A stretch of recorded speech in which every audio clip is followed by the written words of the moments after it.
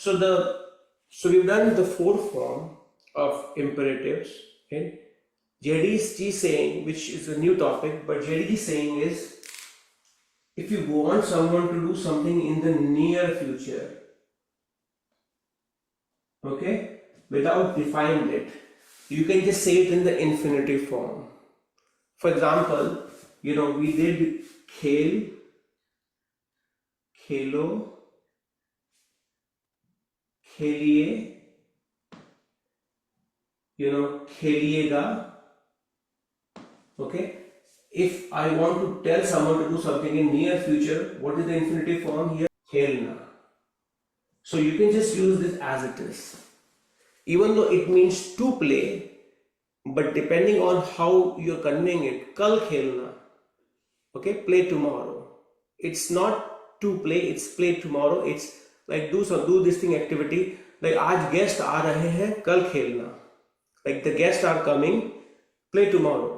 It's an instruction that I'm giving, but because I'm telling someone to do it in the near future, okay, I'm just giving them this instruction in the infinitive. So even though it's infinitive, it's a request to someone to do this tomorrow. Like kal khana banana, make the food tomorrow. Okay, so that's what he was trying to highlight. Yes, there is one more imperative, which is if you want someone to do something in the near future. Okay, right? So then you just use the infinitive form of the verb.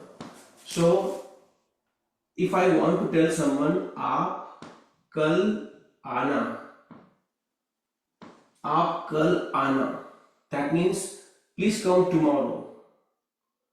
Aap kal school jana. Okay, I'm requesting someone to go to school in the near future. Okay, in the near future, jana. And you can tell the ending, it's the infinitive form, ending with na. Jana, ana, khana, bolna. Gar kal saaf karna, because the guests are coming, so gar saaf karna kar.